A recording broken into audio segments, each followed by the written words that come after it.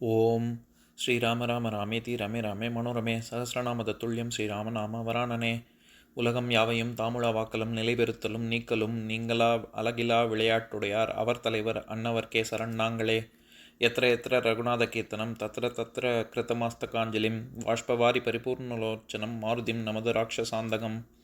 அஞ்சிலே ஒன்று பெற்றான் அஞ்சிலே ஒன்றை தாவி அஞ்சிலே ஒன்று ஆறாக ஆரியர்க்காக ஏகி அஞ்சிலே ஒன்று பெற்ற அணங்கை கண்டு அயலாரூரில் அஞ்சிலே ஒன்றை வைத்தான் அவன் எம்மை அழித்துக் காப்பான். இன்னைக்கு நம்ம கம்பராமாயணத்துல பாலகாண்டத்துல மிதிலை காட்சி படலத்துல 66வது பாடல் பார்க்க போறோம்.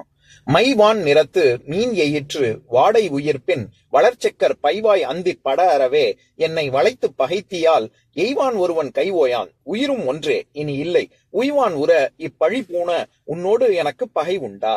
இதுதான் பாட்டு. இப்ப நம்ம பதம் பிரிச்சு பொருள் பார்க்கலாம். வான் ஆகாயத்திலே பரவிய மை நிறத்து கருநிறத்தையும் மீன் எயிற்று நட்சத்திரங்களாகிய நச்சு பற்களையும் வாடை உயிர்ப்பின் வாடை காற்றாகிய பெருமூச்சையும் வளர்ச்செக்கர் பரவிய செவ்வானமாகிய பைவாய் நச்சுப்பை கொண்ட வாயையும் உடைய அந்தி பொழுதாகிய படம் அறவே படத்தையுடைய நாகமே நீ எக்காரணத்தால் என்னை வளைத்து பற்றி பகைத்தி என்னோடு பகைத்து என்னை வருத்துகிறாய். எய்வான் ஒருவன் என்மேல் அம்புகளை எய்பவனாகிய மன்மதன் கை ஓயான் எய்யும் தொழில் கை சிறிதும் தளர்கிறவன் அல்லன் உயிரும் ஒன்றே எனக்கு உள்ளதோ ஓர் உயிர்தான் இனி இல்லை அதனை அவன் கவர்ந்து விட்டதால் உன்னால் கவர என்னிடம் வேறு உயிர் இல்லை. உய்வான் உற அம்மன்மதனிடமிருந்து தப்பி பிழைக்க நான் முயன்று வரும் நேரத்தில் இப்பழி பூண இப்பெண் பழியை ஏற்பதற்கு என்னோடு உனக்கு பகை உண்டோ, என்னிடம் உனக்கு என்ன பகை உள்ளதோ. இப்ப நம்ம இந்த பாட்டுல இருக்கக்கூடிய நயங்களை பார்க்கலாம். அதாவது உருவக அணிக்கு ரொம்ப ரொம்ப அழகாக இந்த பாட்டு உதாரணமா சொல்ல முடியும். ஏன்னா பொதுவாகவே இருள்ங்கிறது அச்சத்தை தரக்கூடியது. அதனால இந்த சாயங்கால வேளைய கம்பர் என்ன சொல்றாரு, நிறைய விஷயங்கள் உருவகப்படுத்தி சொல்றாரு. ஒண்ணு மை நிறத்து, அதாவது வான் ஆகாயத்துல பரவி இருக்கக்கூடிய மை நிறம். கொஞ்சம் கொஞ்சமா சாயங்காலம் ஆக ஆக இருண்டு தானே வரும், அது அச்சத்தை கொடுக்கக்கூடியது. அதனால கருநிறத்து மை நிறத்து வான் அப்படின்னு முதல் விஷயம் சொல்றாரு. ரெண்டாவது மீன் எயிற்று அப்படின்னா அந்த இருண்டு கொண்டு வரக்கூடிய வானத்துல நட்சத்திரங்கள் கொஞ்சம் கொஞ்சமா பளபளன்னு ஜொலிக்க ஆரம்பிச்சிடும்ல, அப்படிப்பட்ட ஜொலிக்கக்கூடிய நட்சத்திரங்கள் எதுக்கு ஓமையா சொல்றாரு, நச்சுப்பற்கள் கொண்ட ஒரு, இப்ப முதல்ல ஆணு வாயை திறந்ததுன்னா அதுக்குள்ள எத்தனை கோரப்பற்கள் எத்தனை இருக்கும், அந்த மாதிரி அதெல்லாம் மின்னும்ல, அந்த மாதிரி வானத்துல மின்னுது அப்படின்னு ரெண்டாவது உவமை சொல்றாரு. மூன்றாவது வாடை உயிர்ப்பின், அப்படி விழுங்கக்கூடிய வாய ஆணு வானம் திறக்குது, சீதையை விழுங்க போகுது, அப்படிப்பட்ட வானம் ஆணு வாயை திறக்கும் பொழுது வாடை உயிர்ப்பு அப்படின்னா பெருமூச்சு விடும்பொழுது அது உஷ்ண காத்து, அந்த காத்து வீசுது அப்படின்னா, அது நம்ம போன பாடல்லையே பார்த்தோம்ல, அதாவது ரொம்ப தென்றல் காற்றே இவளுக்கு வாடை காற்று மாதிரி ரொம்ப துன்பத்தை விளைவிக்க கூடியது அப்படின்னு, அந்த மாதிரி பெருமூச்சு விடுது. நான்காவது வளர்ச்செக்கர், இது அந்த செக்கர்னா நம்ம ஏற்கனவே பார்த்திருக்கோம், செக்கச்செவேர்னு இருக்கக்கூடியது, கிரிம்சன் ரெட்னு பார்த்தோம்ல, அந்த ஏற்கனவே வானம் சிவந்து இருக்கு, அந்த செவ்வானமும் வளர்ந்து வளர்ச்செக்கர். எப்பவுமே அடக்கி கொடுக்கிறவர் தான் கம்பர். நம்ம ஏற்கனவே பார்த்திருக்கோம், செக்கருங்கிற சொல்லு எரிநிறத்து செக்கர் அப்படின்னு, இது யமன் வருவது போல செம்பட்டை மயிர் கொண்ட யமன் அப்படின்னு எரிநிற செக்கர் அப்படின்னு சொன்னாரு.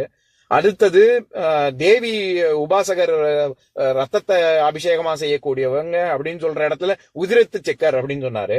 இங்க மூன்றாவது விதமா சொல்றாரு வளர்ச்செக்கர் அப்படின்னு. சாதாரண செவ்வானம் கிடையாது, இன்னும் செவ்வானம் இன்னும் வளர்ச்சி அடைந்து கொண்டு இன்னும் செக்கச்செவேர்னு ஆகிட்டே போகுது அப்படின்ற மாதிரியாக இங்க வர்ணனை சொல்றாரு. இது நான்காவது விஷயம் வானத்தை பத்தி. ஐந்தாவது பைவாய். பை அப்படின்னாலே நச்சுப்பை கொண்ட பாம்புக்கு இருக்கக்கூடிய விஷ பை இருக்குல்ல, அந்த அதனாலதான் பையனா படம் எடுக்கிறதையும் பாம்பு படத்தையும் பை அப்படின்னு சொல்லுவாங்க. இந்த பை நம்ம ஏற்கனவே பார்த்திருக்கோம்னு நினைக்கிறேன். அதாவது பைங்கிற சொல்லுக்கு பசுமை, பைந்தமிழ் அப்படின்னு சொல்ல, பசுமையான தமிழ் பைந்தமிழ். அந்த பையன்னா பசுமைன்னு ஒரு அர்த்தம் இருக்கு, நிறத்தை குறிக்கும், இளமையை குறிக்கும், அழகை குறிக்கும், அப்புறம் வலிமையை உடல் வலிமையை குறிக்கும். இதெல்லாம் தவிர நம்ம சாதாரணமா சாக்கு பை, அந்த தூக்கிட்டு போற பையை, அதெல்லாம் தவிர பாம்பு படம் எடுக்கிறது அதையும் குறிக்கும். அந்த அர்த்தத்துலதான் இங்க வருது. நம்ம பைசா, பைசான்னு ஒரு அர்த்தம் இருக்கு, எத்தனை பைசா அப்படின்னு சொல்றோம்ல, அந்த பைசாங்கிறதே அது இன்னொரு விஷயம். அதாவது அது சம்ஸ்கிருதத்துல பதாம்ச அப்படிங்கிற சொல்ல இருந்துதான் பைசான்னே வந்திருக்கு. அதாவது பதம், நம்ம எப்படி 4 பதங்கள் கொண்டது ஒரு பாடல்ல 4 பதம் இருக்கும் அப்படின்னு நானா 4 வரியா பிரிக்கிறோம்ல, அது அந்த பதம் பாதம் அது எல்லாமே வந்து ஒரு குவார்ட்டர், ஒரு கால் பங்கு அப்படின்னு அர்த்தம். அதுல இருந்து தான் பைசாங்கிற சொல்லும் அந்த கால் பங்குங்கிற பொருள்ல தான் வருது. எல்லாம் 4 கால் சேர்ந்தது ஒரு அணா அப்படின்னு சொல்றாங்கல்ல, அந்த மாதிரி. எதுக்கு சொல்ல வந்தேன், அந்த பைசாங்கிற அர்த்தமும் பைங்கிற சொல்லுல இருக்கு.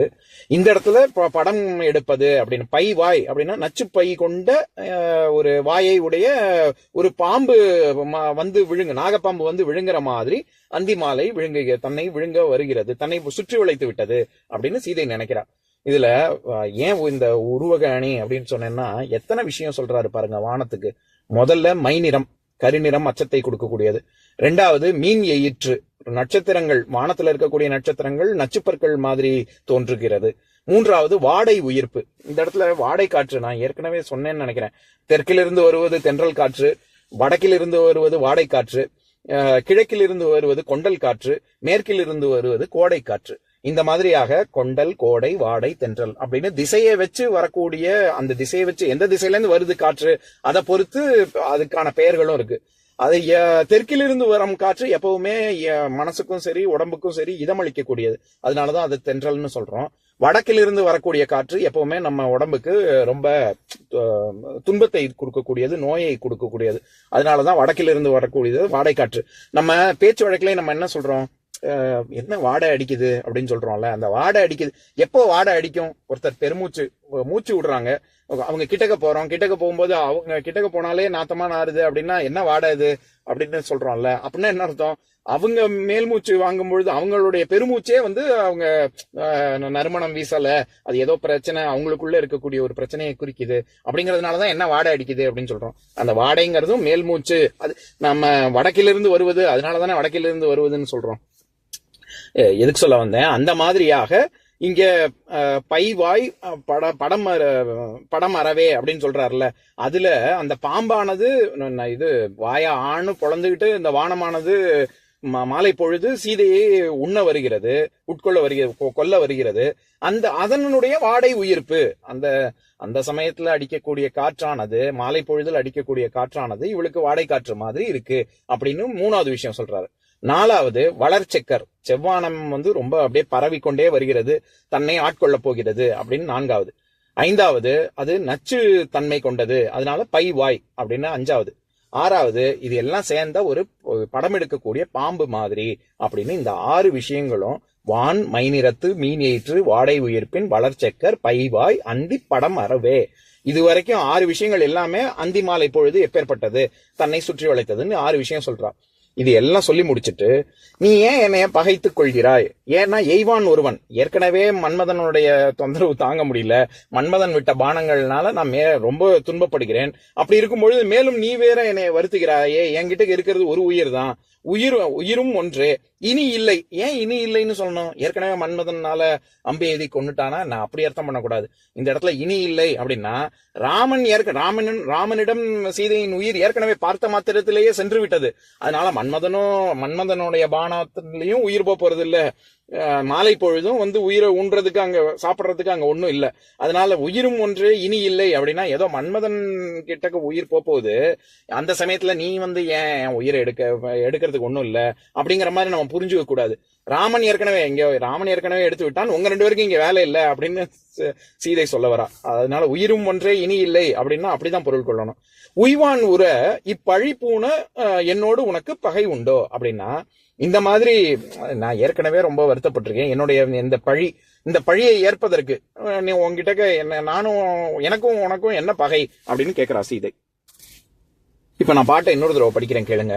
மைவான் நிலத்து மீன் எயிற்று, வாடை உயிர்ப்பின், வளர்ச்செக்கர், பைவாய் அந்தி பட அறவே, என்னை வளைத்து பகைத்தியால் எய்வான் ஒருவன் கைவோயான், உயிரும் ஒன்றே இனி இல்லை, உய்வான் உற இப்பழி பூன உன்னோடு எனக்கு பகை உண்டா. இன்னொரு நாள் இன்னொரு பாட்டு பார்க்கலாம். ஓம் சாந்தாகாரம் புஜகசயனம் பத்மநாபம் சுரேஷம் விஸ்வாதாரம் ககனசத்ரசம் மேகவர்ணம் சுபாங்கம் லக்ஷ்மீகாந்தம் கமலநயனம் யோகி ஹிருத்யானகம்யம் வந்தே விஷ்ணும் பவபயஹரம் சர்வலோகைகநாதம். உம்பரோடு இம்பர்காரும் உலகம் ஓர் ஏழும் ஏழும் எம்பெருமான் என்று ஏத்தி இறைஞ்சி நின்று ஏவல் செய்ய தம்பியரோடும் தானும் தருமமும் தரணி காத்தான் அம்பரத்து அனந்தர் நீங்கி அயோத்தியில் வந்த வள்ளல். ஓம் பூர்ணமதః பூர்ணமிதம் பூர்ணாத் பூர்ணமுதஸ்யதே பூர்ணஸ்ய பூர்ணமாதாய பூர்ணமேவாவசிஷ்யதே. ஓம் சாந்தி சாந்தி சாந்திः. ஓம் சர்வேஷாம் ஸ்வஸ்திர்பவது சர்வேஷாம் சாந்திர்பவது சர்வேஷாம் பூர்ணம் பவது சர்வேஷாம் மங்களம் பவது. ஓம் சாந்தி சாந்தி சாந்திः. ஓம் சர்வே பவந்து சுகினः சர்வே சந்து நிராமயாः சர்வே பத்ராணி பஷ்யந்து மா கஷ்சித் துக்கபாக் பவேத். ஓம் சாந்தி சாந்தி சாந்திः.